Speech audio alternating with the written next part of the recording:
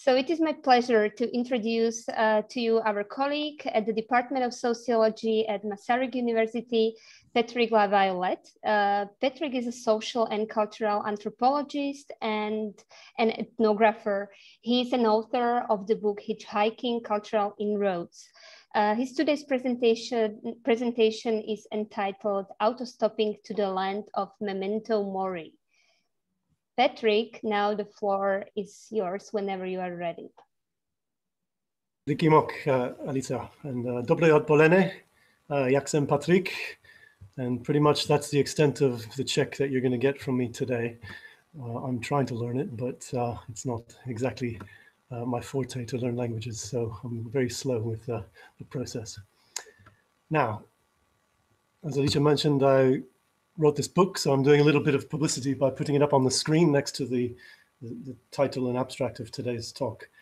This is a paper that I wrote during the COVID lockdown initially that started a year ago in March, in the UK anyway, and I haven't had a chance to present it or air it in any other format. So I'm going to kind of read it out, as it were, to get some feedback from you and have the first airing in case it ever gets accepted for publication, then I can put an acknowledgement that I presented it in this seminar series.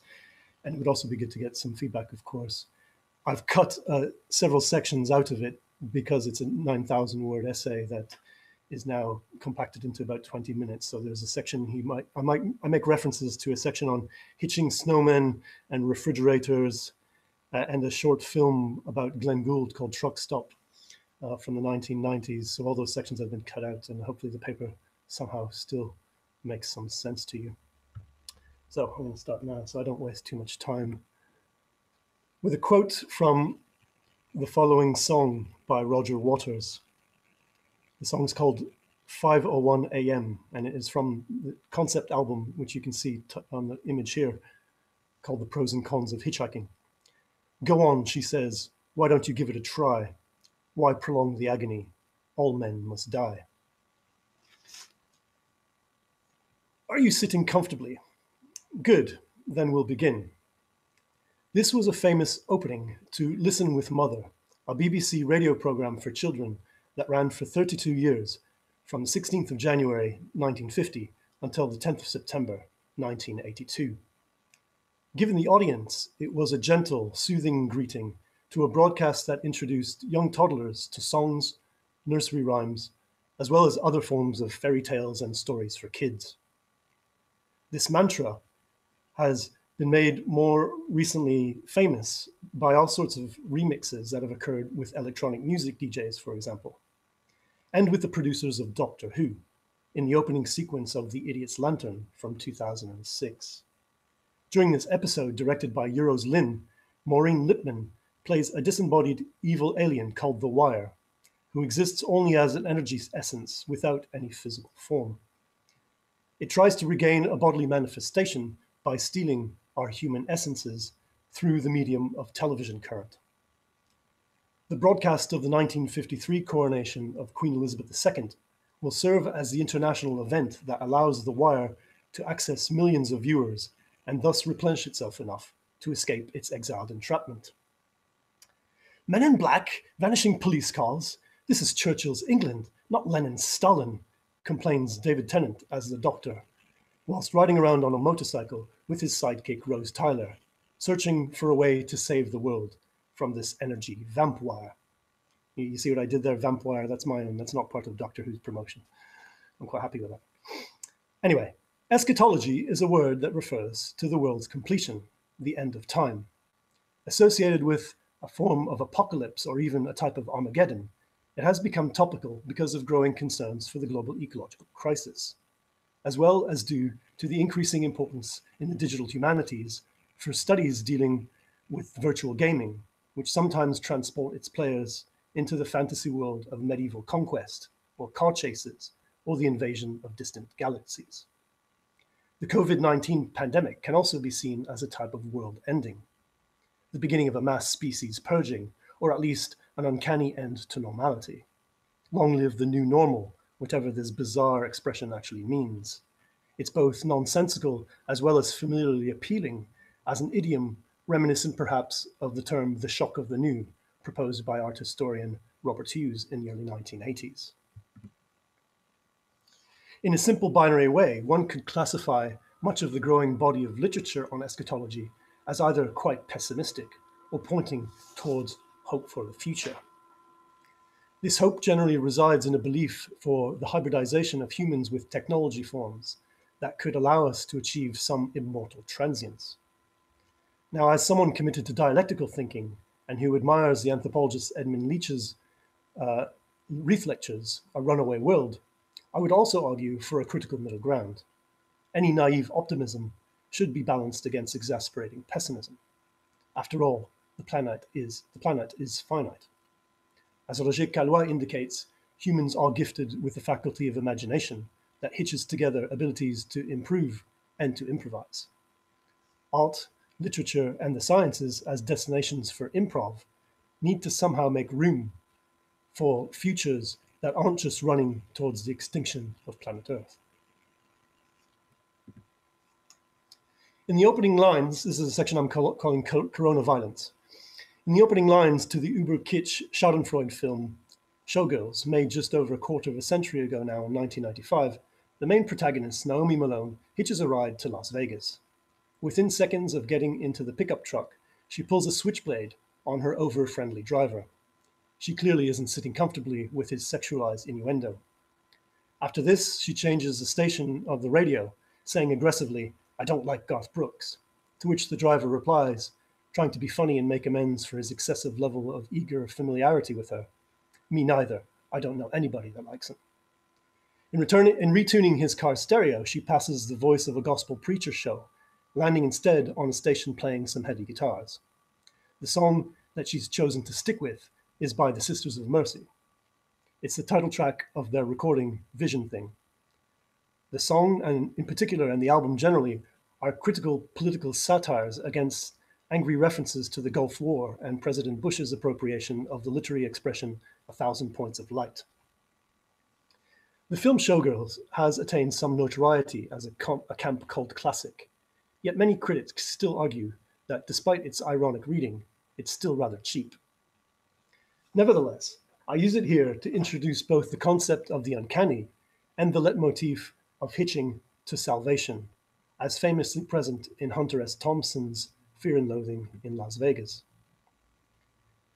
Remember that when dealing with the uncanny, we're really in the realm of Sigmund Freud. As he defines it just over a century ago, the uncanny can paradoxically flip what we think we know with what we find genuinely odd. It strives to make both the strange familiar as well as to make the familiar strange. In terms of the arts and creativity, he adds, quote, "The uncanny as it is depicted in literature, in stories, in imaginative productions, merits its own separate discussion. But a great deal that is not uncanny in fiction would be so if it happened in real life. And there are many more means of creating uncanny effects in fiction than there are in real life." But by stories, though, should we not ask at this point, has Freud forgotten folk narratives or vernacular oral histories? Stories, in this quotation, seem to be only valid if they are literary. Isn't this strange, or should we say too familiar? As in, we've been here before in terms of a biased history of science that neglects or denigrates the everydayness of pop culture. Hitchhiking, autostop, trampen, yamanene, call it what you will.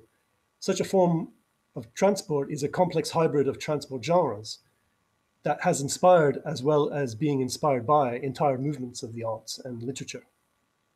We needn't look very far for classic lore of hitch hauntings and the vanishing phantom passengers. The idea of the vanishing hitchhiker has a long history in folklore and cultural studies. But what happens at the beginning of the 21st century, the second decade, when we can take this myth metaphor quite literally? Indeed, in the age of COVID, hitchers have disappeared from the world's networks of roadscapes, even more than they had leading up to the spring of 2020. There is a sense of having been here before, but maybe never quite like this. Is this the nail in the coffin for the autostop phenomena? After all, it was legally banned in the UK during the spring lockdown. The irony of 2020, however, is that it is a year when 2 academic books were published, and another, a self-published volume called Hitchhiker's Marathon, 42 Countries in 500 Hours, was released by Miran Ipavek. Another still was released during lockdown, and this is a semi-fictionalized biography called The Last Great Roadbum. As the title suggests, the subject of this biography is Joe Sanderson is a Jack Kerouac-like character, a free spirit who would never finalize his own great travel story. But nearly 4 decades after his untimely death in 1982, fighting as a resistance soldier in the El Salvadorian Civil War, the Pulitzer Prize-winning American novelist and literary journalist scholar would write his travel story for him, or with him, in the sense of relying on a lot of verbatim prose from Joe's unpublished notes, his letters home, and his attempted manuscripts which never got published. Essentially, this is a book of a short beat poet's life that is largely unfulfilled. Tobar spends 10 years with the notes left behind by the protagonist to stand in as a surrogate author.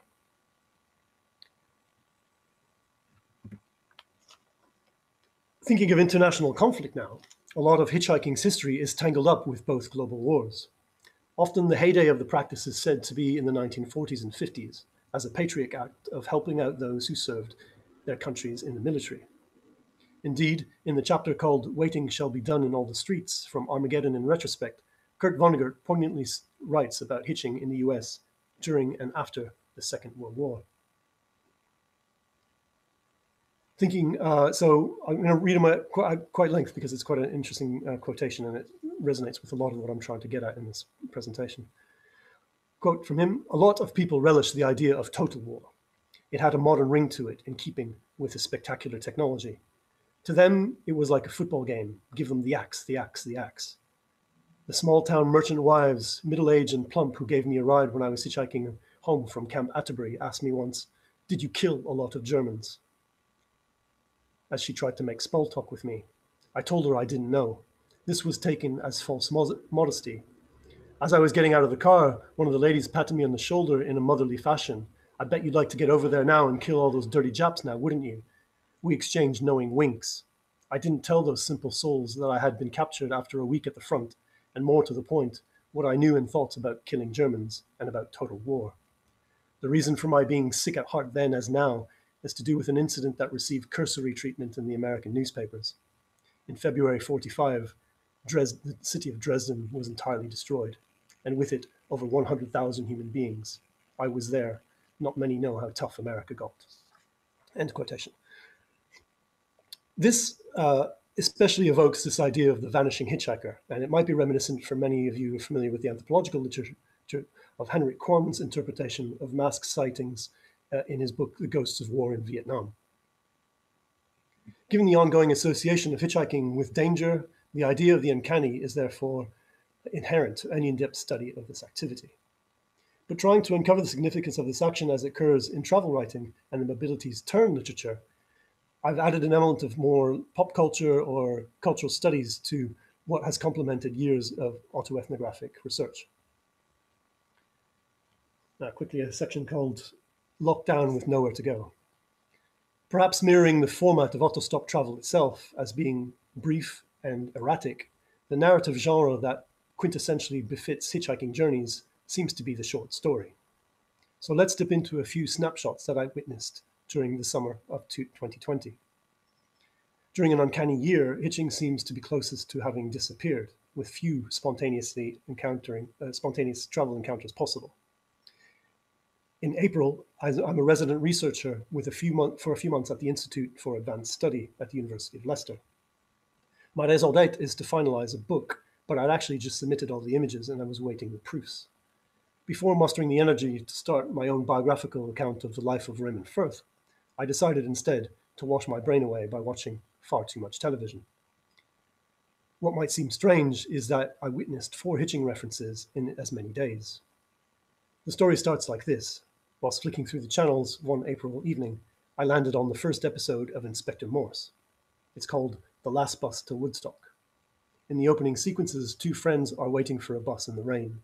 A car approaches them, and one of the girls sticks up her thumb. The car stops. Her friend gives up, and she is the only one to enter into the car. On the afternoon game show Would I Lie to You, hosted by actor-impersonator Rob Bryson, the team captain, thus a regular contestant on the show, comedian Lee Mack in his early 50s, gives a story of picking up a hitchhiker and scaring him so much he made him cry.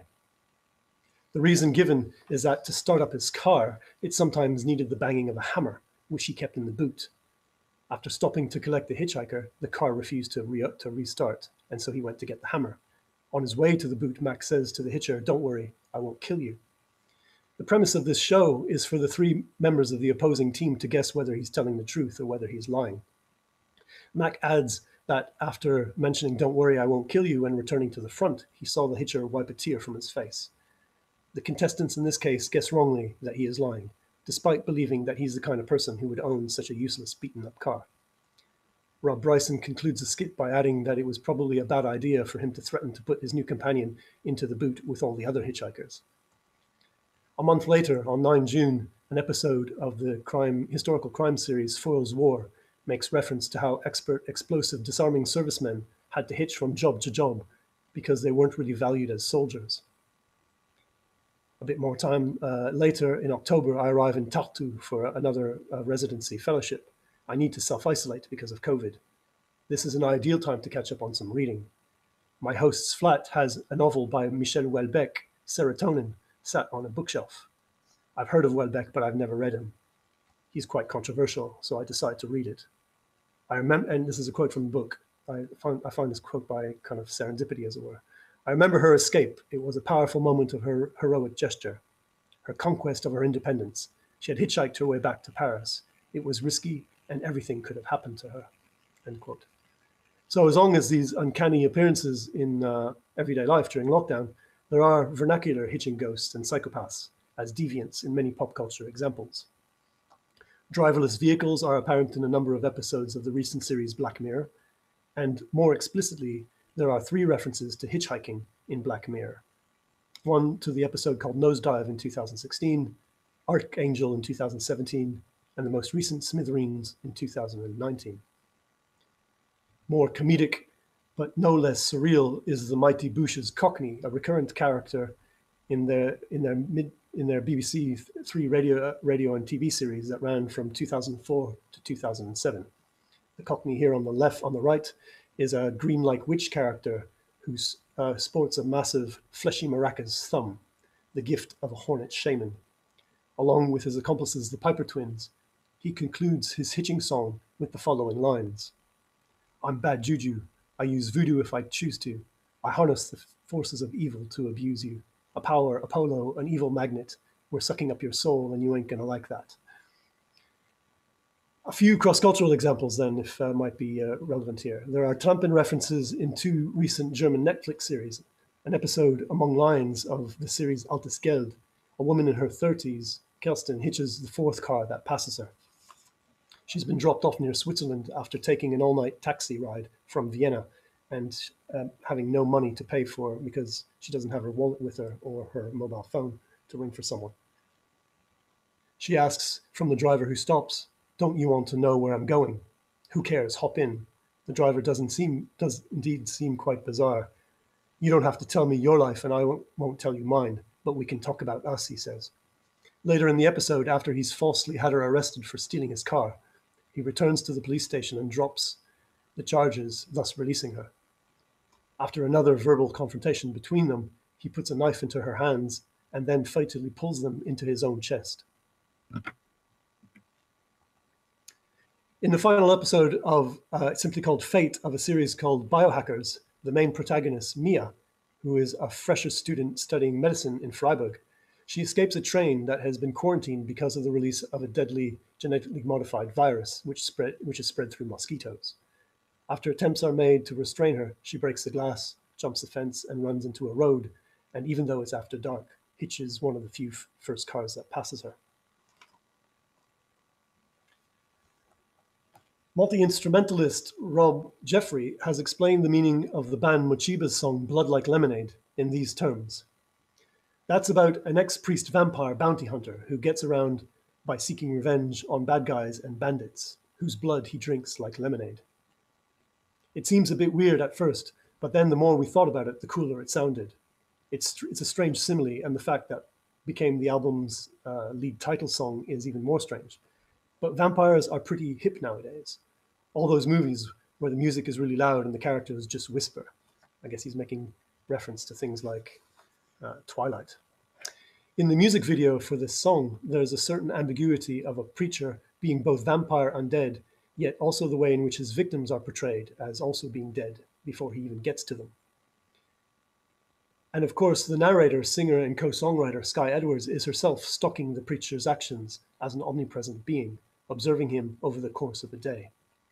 One word in particular in her lyrics of the song is sung with particular ambiguity.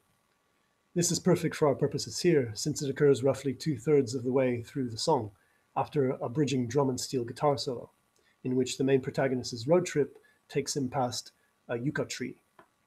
The presence of this Joshua tree confirms that we are somewhere in the Mojave Desert, northwest Mexico or southwestern United States. The scene occurs towards the afternoon, as the preacher appears tired and weary from the heat, his hunting trip, and the vast landscapes. A mirage-like hitchhiker stands by the side of the road. Bald, quite heavy set, he wears shades, a white t-shirt, and faded dusty jeans. He's carrying a rucksack, and there's a guitar case on the ground near his feet. He appears quite ominous. The song lyrics start again as the driver stops, reaching for his Bible. The hitcher's hand drops to the side to his hip in what initially seems like a confident, almost aggressive pose. But as the preacher approaches, a phantasm illusion between them creates a shimmering effect, as if we are witnessing a clash between worlds. The preacher's hand reaches to touch the traveler on the head. This tanned musician falls to his knees. Similar to the other victims we've seen, he also appears unafraid, as if caught in a trance.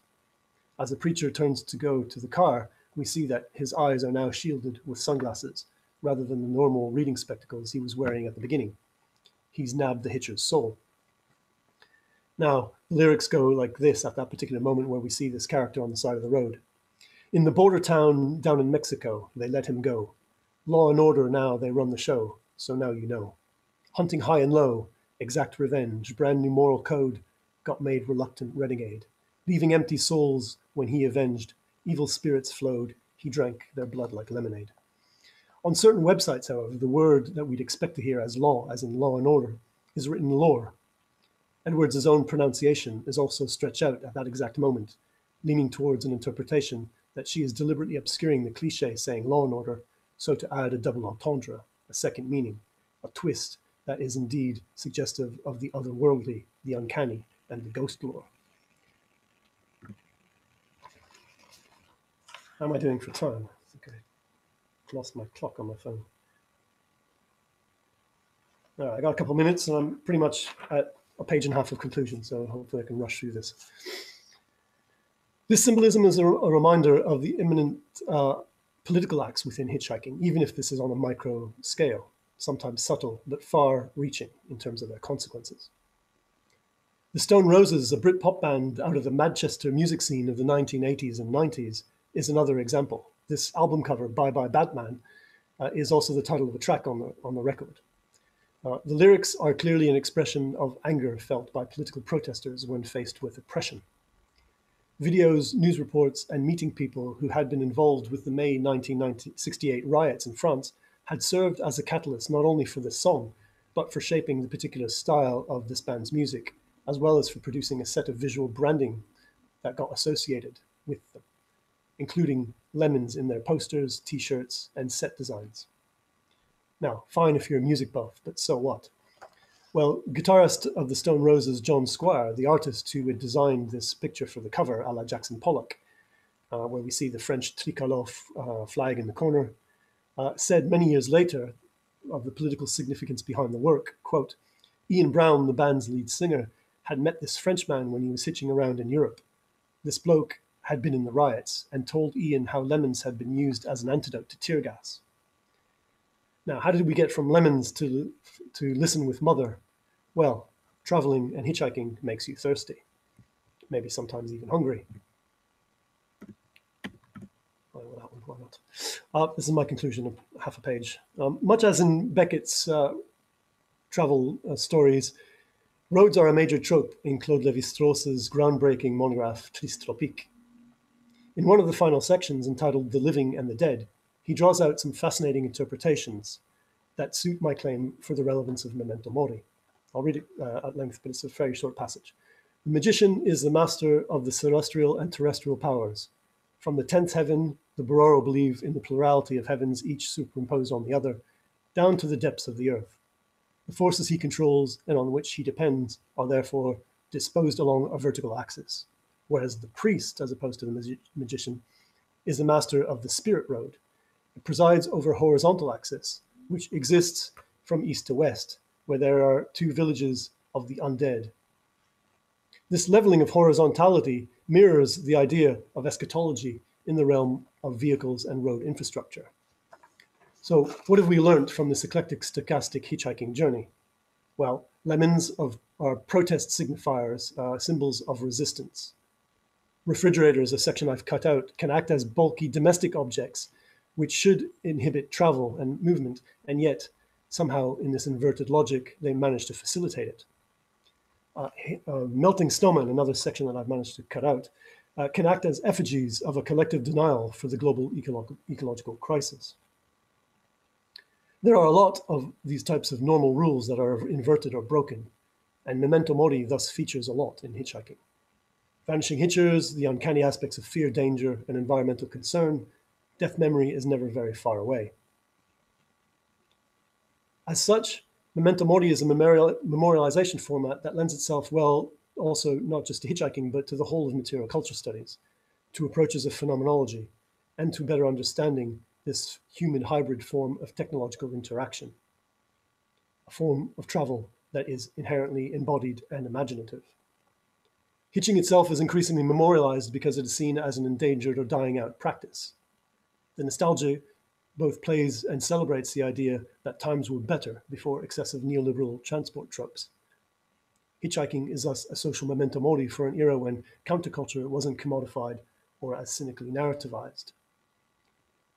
The sadness of it being considered perhaps as a tristesse topic could be considered in that it hasn't been adequately studied within the humanities or social sciences, not at least until a time when it might possibly be driven to extinction by a fear that strangers are not just potential axe murderers, but carriers of contagious viral pathogens. Thank you for your attention, and I'll leave it there. I'll get rid of the screen, I guess, now so that you can ask your questions and everyone can see you.